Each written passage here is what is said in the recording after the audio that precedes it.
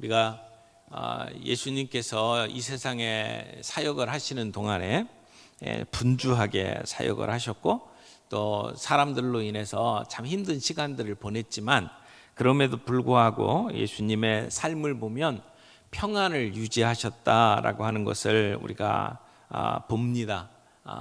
급하게 행동하신 적이 없었고 여유 있게 활동하셨고 자기의 사명을 감당하셨던 그 모습들을 보면서 우리 예수님에게서 배울 수 있는 리더십의 원리가 무엇일까를 계속 저희들이 살펴보고 있는데 오늘은 이 개인 기도하는 습관에 대해서 함께 좀 살펴보기를 원합니다.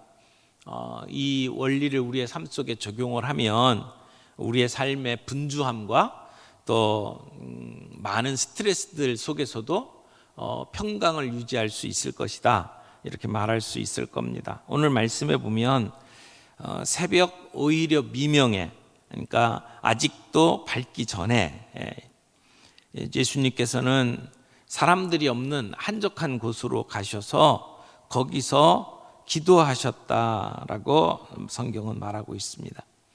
그냥 단지 한 번 그렇게 했다는 것이 아니고 예수님은 성경의 내용들을 살펴보면 새벽에 사람들이 없는 곳에서 기도하는 일들을 습관적으로 하고 계셨다는 것을 알 수가 있습니다. 예수님의 삶의 중요한 습관이고 원리라고 말할 수 있죠. 기도에는 여러 가지 스트레스를 해소해주는 엄청난 힘이 있습니다. 또 우리의 염려를 모두 다 떨쳐버리게 하시는 그러한 하나님의 방법이라고 말할 수 있습니다. 그래서 예수님께서는 아무리 바빠도 따로 혼자 기도하는 시간을 가지셨습니다. 아니, 분주하면 더 기도하셨을 거라고 생각을 합니다. 그래서 예전에 빌 하이벨스 목사님이 책 제목을 이렇게 잡았죠. 너무 바빠서 기도합니다. 그러니까 우리의 일들이 너무 바쁘면 바쁠수록 기도할 일들이 더 많아지기 때문에 기도하는 시간이 더 필요하다, 그렇게 이야기를 하는 거죠. 예수님께서도 바쁜 가운데 이렇게 기도하는 시간을 가지셨다고 한다면 여러분과 저는 얼마나 더 많은 기도가 필요하겠습니까? 우리가 하나님과 더불어 홀로 가지는 이 시간은 우리의 삶에 많은 스트레스들을 감소시키는 그러한 효과를 얻게 될 겁니다.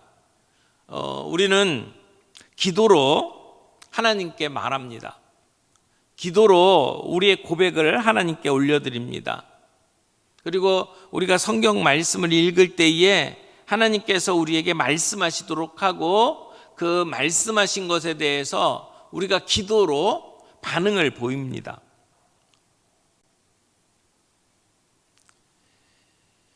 오늘 우리의 인생의 많은 문제들은 가만히 앉아서 그 조용한 시간을 가질 수 없는 우리의 삶의 모습 때문이 아닐까. 우리가 평온하게 가만히 앉아서 있는 시간을 견디지 못합니다. 우리의 대부분은 자동차 안에서 조용하게 5분을 앉아 있는 것 힘들어합니다. 혼자서 집에 들어갔을 때 아무도 없는 집에 조용하면 쉽지 않죠. 그래서 혼자 있는 집에 들어가면 제일 먼저 하는 것이 TV를 켜는 겁니다. 아마 조용함이 우리를 불편하게 만들고 있지 않나 하는 생각을 합니다. 그러나 하나님께서는 시편 말씀을 보게 되면 너희는 가만히 있어 내가 하나님됨을 알지어다. 너희는 가만히 있어 내가 하나님됨을 알지어다, 그렇게 말씀합니다. 많은 사람들이 개인적으로 하나님과 시간을 가지지 못합니다. 그 이유가 뭐냐면 분주하기 때문이죠. 조용한 시간을 가질 수 있는 습관이 없는 거죠. 우리가 인생을 살다가 길을 잃어버리게 되면 우리의 시간이 훨씬 더 빨라집니다. 우리의 속도가 빨라집니다. 어디로 가느냐, 어떤 사명을 갖고 사느냐보다 그냥 분주하게 뭔가를 합니다. 삶의 속도를 내고는 있지만 우리가 어디를 향해서 달려가고 있는지를 모르게 됩니다.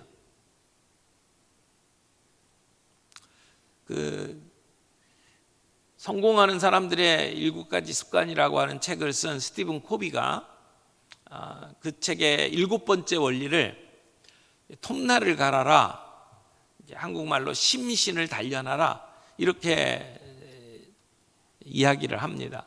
그러면서 들려주는 이야기가 나무꾼이 있는데 내가 나무를 열심히 톱날로 이렇게 잘라내야 된다라고 하는 생각을 가지고 열심히 일을 하는 거예요.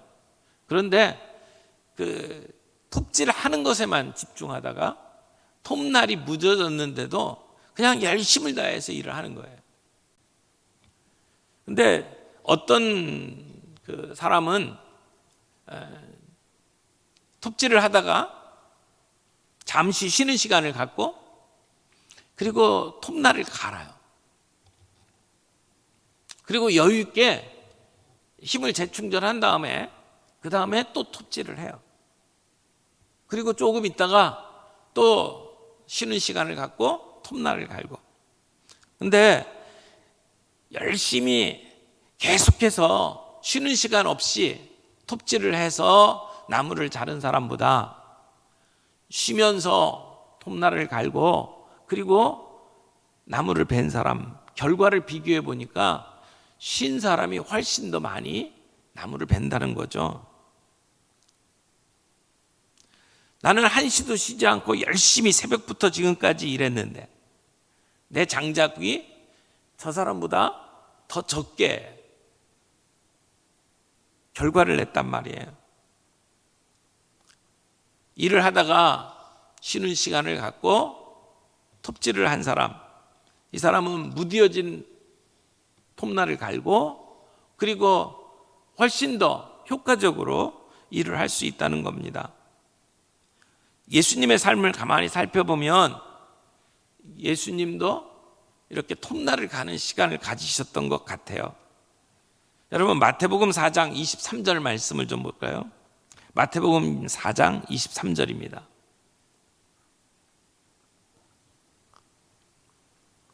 우리 다 같이 읽겠습니다. 시작.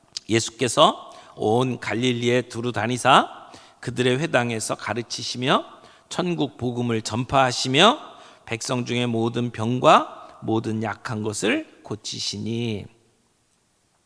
이 마태복음 4장 23절 말씀은 이 땅에 계셨던 예수님께서 하신 사역을 3가지로 설명을 하고 있죠. 여기 보면 예수님께서 가르치셨다. 그 다음에 천국 복음을 전파하셨다. 그리고 치료하셨다. 고치셨다. 이렇게 얘기를 합니다. 병과 약한 것을 고치셨다. 그래서 예수님께서 이 땅에서 하셨던 사역을 중요한 거 3가지를 얘기해라. 그러면 가르치는 사역, 전파하는 사역, 치유하는 사역, 이렇게 얘기를 할 수 있어요. 3가지죠.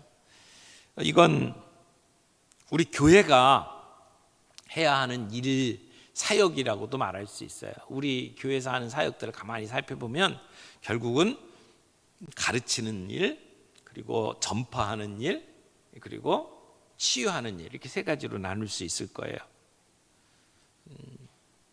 근데 예수님의 삶 가운데 가장 중요하다고 여겨지는 기도는 여기에다가 어디 넣을 데가 없어요.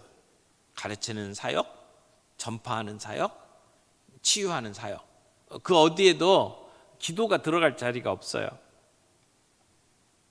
그러면 예수님이 하셨던 그 일 가운데 기도가 중요하지 않기 때문에 이 마태가 이 성경을 기록하면서 예수님의 사역으로 언급하지 않았을까요?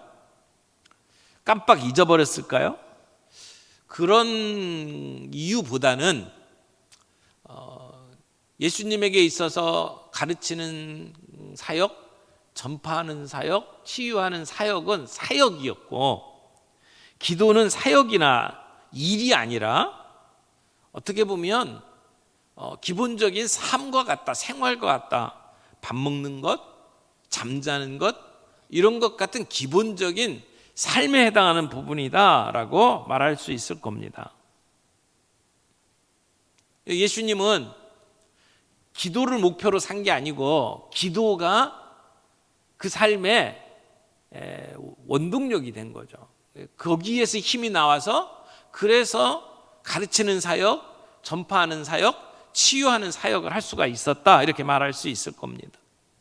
오늘도 우리가 신앙생활을 하면서 하나님과 교제하고 기도하는 것이 어떤 우리가 해야 되는 사역 중에 하나가 아니라 그것이 우리가 호흡을 하고 밥을 먹는 것처럼 가장 기본적인 우리의 삶의 요소가 되어야 된다라고 말할 수 있을 거예요. 그래서 숨 쉬고 그리고 밥을 먹고 해서 우리가 얻은 에너지를 가지고 사역을 할 수 있게 되는 거죠. 누가복음 21장 38절에는 예수님의 모습을 이렇게 소개를 합니다. 이 37절에는 예수님께서 낮에는 성전에서 가르치시고 밤에는 감람산이라고 하는 산에서 쉬신다고 얘기하고, 그리고 38절 모든 백성이 그 말씀을 들으려고 이른 아침에 성전에 나아가더라.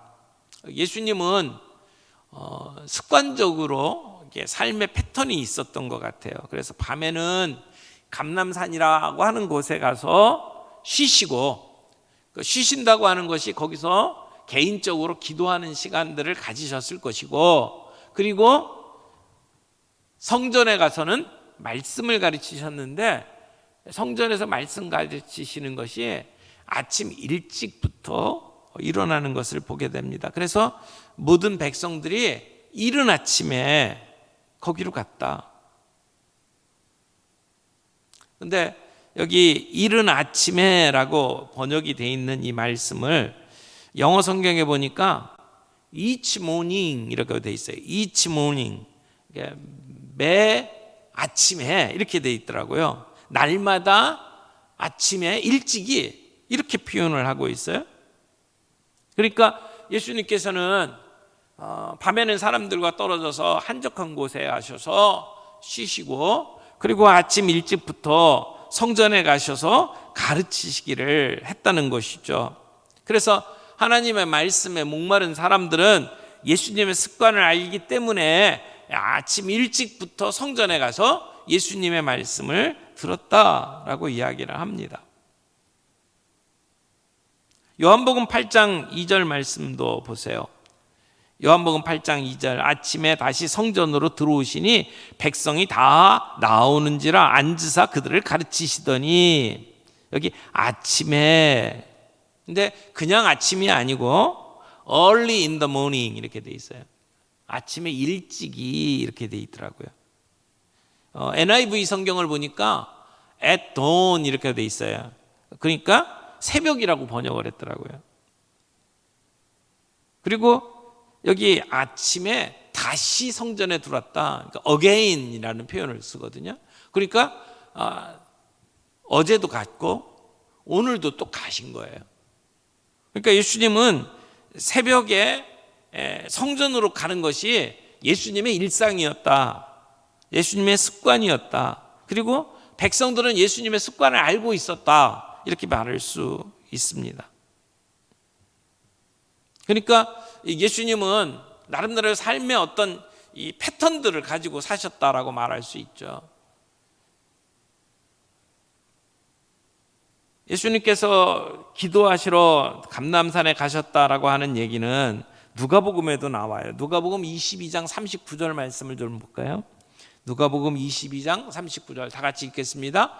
예수께서 나가사 습관을 따라 감람산에 가심에 제자들도 따라갔더니, 여기 습관을 따라 as usual 이렇게 표현을 했더라고요. 그러니까 예수님은 늘 그렇게 하셨던 거예요. 습관적으로. 그래서 감람산에 가셨어요. 거기서 쉬시면서 거기서 기도하는 시간을 가졌단 말이에요. 가룟 유다가 그 예수님의 습관을 알고 있었겠죠. 그래서 그때쯤이면 예수님께서 감람산에서 기도하고 계신다는 것을 알고 있었기 때문에 가룟 유다가 로마 군인들을 데리고 그 시간에 감람산으로 가서 예수님을 체포하게 됩니다. 예수님의 습관이에요.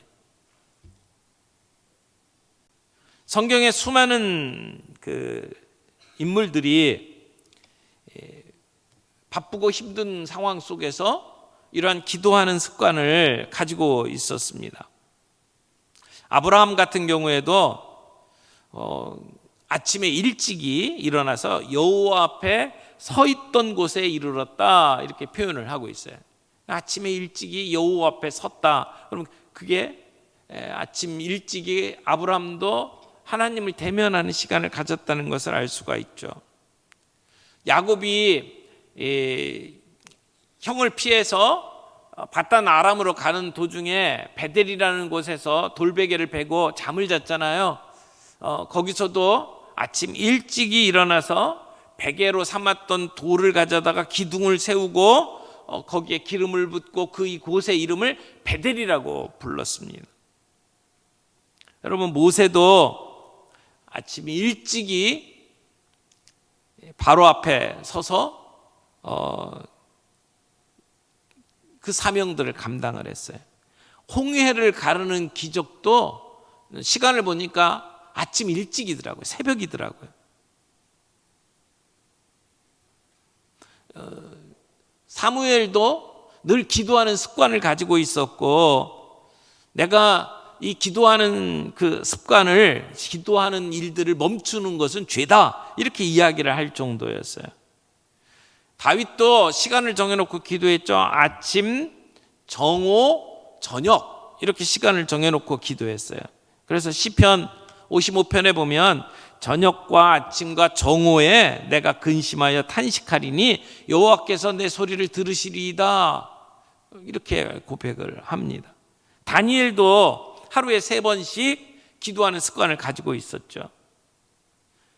베드로와 요한도 시간을 정해놓고 그 시간이 되면 성전에 가서 기도하는 일을 했어요. 그래서 사도행전 3장에 보면 제9시 기도 시간에 베드로와 요한이 성전에 올라갔을 때 이렇게 이야기를 하죠. 이방인이었던 이탈리아 백부장 고넬료도 9시쯤에 기도하는 시간을 가졌다라고 이야기를 합니다. 그러니까 오후 3시, 제9시 그러면 오후 3시인데 오후 3시에, 매일 오후 3시에 기도하는 습관을 가지고 있었던 것을 볼 수가 있죠. 사도 바울은 모든 간구를 하되 성령 안에서 항상 기도하라, 항상 기도하라고 이야기를 해요. 그 항상 기도하라고 하는 그 모습 속에는 아마도 시간을 정해놓고 기도하는 것이 습관적으로 이루어졌을 것이라고 말할 수 있습니다. 오늘 예수님의 습관 중에 가장 중요한 습관이 있다면 예수님은 시간을 정해놓고 자기 자신이 기도할 수 있는 좋은 장소를 정해놓았고 그곳에서 기도했다는 것입니다. 오늘 우리 그리스도인들의 첫 번째 습관은 기도여야 된다고 생각을 합니다. 어떻게 기도하면 좋을까요? 내가 하나님을 만날 수 있는 제일 좋은 시간을 한번 정해 보십시오. 그것이 새벽이면 좋겠죠. 새벽 좋습니다. 다른 어떤 시간에 방해받지 않는 시간, 새벽이 좋은 시간이 될 거예요. 근데 새벽이 힘든 분들도 있어요. 삶의 패턴이 새벽이 어려운 분들도 있어요. 그렇다면 다른 시간을 정하자고요. 내 삶에 다른 사람의 타치받지 아니하고 하나님과 더불어 대화할 수 있는 가장 좋은 시간을 찾아서 그 시간을 습관적으로 그 시간을 하나님께 드리는 그러한 삶을 가져보자는 거죠. 꼭 뭐 교회 와서만 그 시간을 가질 필요는 없다고 저는 생각을 합니다. 어디에 있든지 내 시간을 정해놓고 그 시간에 하나님과 더불어 묵상의 시간, 기도의 시간들을 갖는 것. 내가 지금 있는 곳에서 그것이 남들 오지 않는 시간에 회사에 먼저 가서 내 책상에 앉아서 조용하게 그 시간을 갖는 것도 좋은 방법 중에 하나고요. 모든 일과를 마치고 잠자리에 들기 전에 내가 하나님과 더불어 그 기도하는 시간을 갖는 것도 좋은 방법이라고 생각을 합니다. 그리고 틈틈이 버스를 기다리고 지하철을 기다리는 시간에, 약속 장소에 나가서 누군가를 기다리는 시간에, 그리고 내가 여행을 하기 위해서 자동차에 올라탔을 때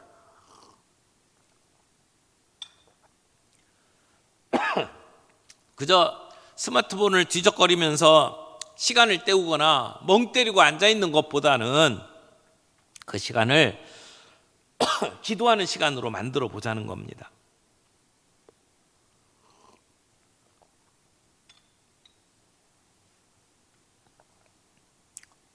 어떤 연구가가 이런 얘기를 했어요.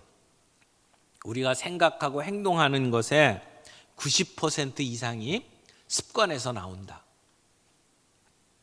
우리가 생각하고 행동하는 모든 것의 90%가 습관에서 나온다. 그만큼 습관이 중요하다는 겁니다. 그리고 우리 그리스도인들의 첫 번째 습관은 기도라고 하는 것이죠. 근데 이렇게 기도의 시간을 습관으로 갖는 것이 사실은 쉽지 않습니다. 그러니까 안 하던 일을 하면 사람들이 힘들어해요. 습관으로 자리를 잡을 때까지는 꾸준함이 필요합니다. 반복적으로 하는 게 필요하죠. 안 쓰던 근육을 쓰면 아파요. 그래서 기도를 안 하던 사람이 기도의 습관으로 자리를 잡기까지는 약간 힘든 과정을 거칠 수밖에 없습니다. 그래서 기도가 습관으로 자리를 잡기까지는 힘든 노동을 하는 것처럼 좀 어려움을 겪을 수 있어요. 혼자만의 시간을 갖는 게 힘들어하는 우리의 삶의 패턴을 바꿔서 하나님과 더불어 보내는 시간으로 만드는 것이 좀 시간도 걸리고 노력이 필요하다고 말할 수 있습니다. 하지만 익숙하지 않았던 것들을 나름대로 조금 시간이 걸리더라도 그 시간들을 통해서 자리를 잡기 시작을 하면 그러면 재미가 붙기 시작해요. 여러분 어떤 운동을 하든지 어떤 악기를 다루든지 그 재미를 느낄 때까지는 조금 시간이 걸려요. 근데 어느 정도 재미가 이렇게 느껴질 정도로 수준이 되면 그때는 그 일들이 그게 재미가 있고 감사가 있고 하면 할수록 더 깊어지는 맛을 느낄 수가 있죠. 우리가 이런 기도의 습관을 길들이지 않으면 어느 순간에 어쩔 수 없이 기도해야 될 때가 있겠죠. 그렇게 코너에 몰려서 기도를 하기보다는 우리가 기도하는 습관을 가지고 우리의 삶의 문제들을 미리 예방하는 것이 필요하다고 생각을 합니다.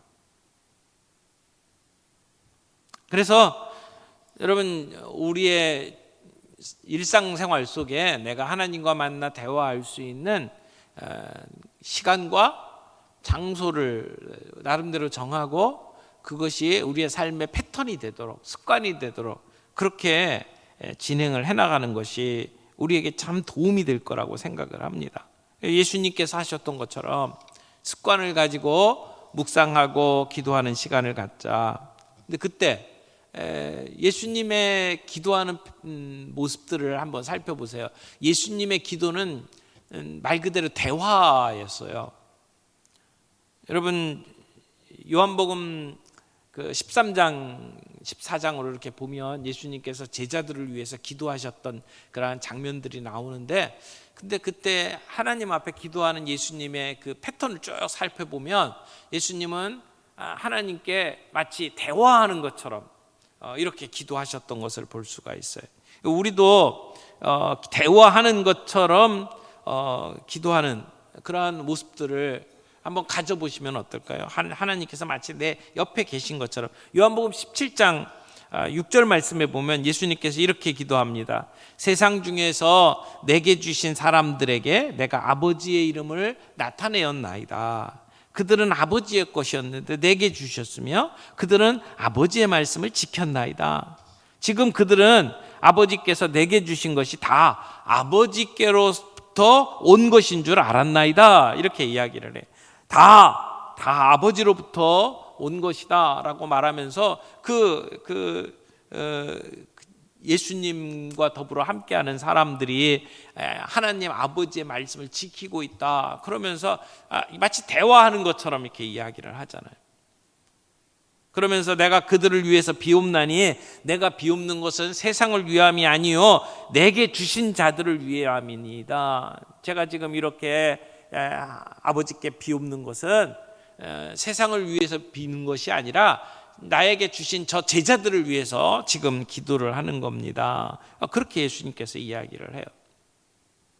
대화체의 기도죠.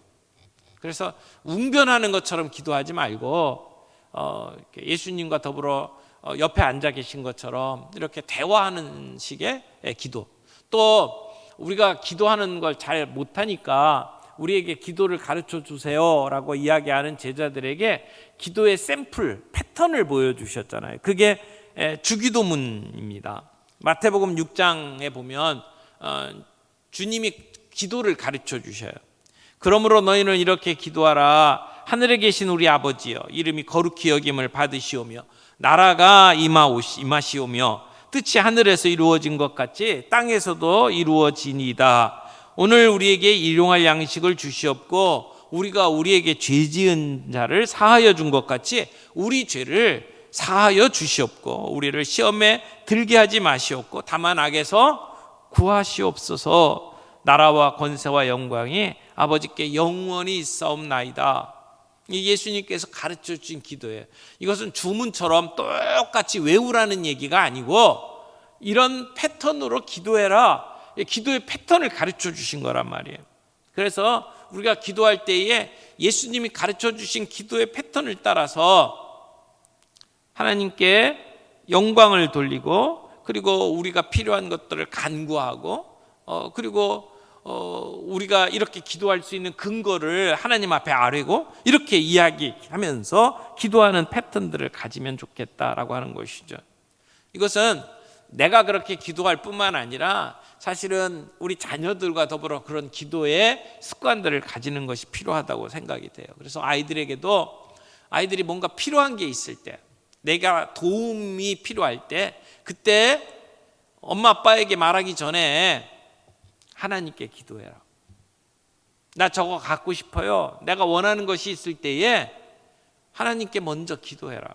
그렇게 가르쳐 주는 것이 필요할 거라고 생각해요. 도움이 필요할 때 하나님께 구하는 것. 오늘 나에게 필요한 것이 있습니까? 하나님께 무릎을 꿇고 기도해야 합니다. 우리가 잘못한 것이 있다면 하나님 앞에서 먼저 회개해야 되죠. 우리가 우리의 잘못된 삶의 패턴 때문에 어떤 잘못된 결정을 내렸을 때에 우리가 하나님 앞에 서서 회개하는 것이 필요하죠. 그것도 기도예요. 우리 자녀들에게도 우리의 삶에 잘못된 것들이 있을 때에 하나님 앞에 회개하는 습관을 길러주는 것이 필요합니다. 아이들이 화를 참지 못하고 그 분노를 쏟아냈을 때 하나님 앞에 내가 뭘 잘못했는지 고백할 수 있도록 안내를 하는 것이 부모님들이 해야 될 좋은 중요한 과제라고 생각을 합니다. 뿐만 아니라 기쁠 때는 하나님께 찬송을 올리고 감사의 기도를 올리는 것이 습관이 되어야겠죠. 우리가 식사할 때 식사할 그 밥을 앞에 놓고 늘 기도하잖아요. 식사하기 전에 감사의 기도를 드립니다. 하나님, 우리에게 이렇게 일용할 양식을 주신 것 감사합니다. 하나님이 우리에게 주신 것에 대해서 감사를 하고 기뻐하면서 하나님을 찬양하는 것, 이것도 기도죠. 우리 아이들에게도 그런 시간들을 가지고 기도하는 습관을 순간순간마다 가르쳐 주는 거예요. 좋은 일이 있을 때마다. 그래서 시험을 쳤는데 좋은 점수를 받았다, 어떤 학교에 입학을 하기 위해서 시험을 쳤는데 합격을 했다, 그런 일들이 있을 때 함께 손 붙잡고 우리 하나님께 찬양을 하고 기도하는 시간을 갖는 것, 우리의 삶의 중요한 습관이라고 말할 수 있을 겁니다. 오늘 우리가 주님과 더불어 기도하는 습관들을 개발하고 우리의 자녀들에게 그런 습관들을 길러줄 때, 그때 우리는 예수님이 가르치고 전파하고 치유하는 사역을 하셨던 것처럼 우리에게 주신 사명을 감당할 수 있을 겁니다. 배는 항구에 정박해 있을 때 가장 안전합니다만 그게 존재 이유는 아니에요. 배는 항구를 떠나서 바다 위로 나가야 합니다. 돛을 올리고 안전한 항구를 떠나야 합니다. 그래야 배가 만들어진 구실을 할 수가 있습니다. 나를 만드시고 내 인생에 놀라운 기적을 일으켜 주시는 하나님께서 선장이 되어 주셔서 우리의 인생에 멋진 일들을 이루어 주실 거예요. 그래서 오늘 우리의 삶 속에 기도하는 패턴을 가지고 주님과 더불어 함께하는 시간들을 갖고, 그러면서 우리 각자에게 주어진 사명들을 감당하면서 하나님이 우리의 인생에 놀라운 기적들을 일으키시는 것을 함께 경험할 수 있는 저와 여러분들이 되기를 바랍니다.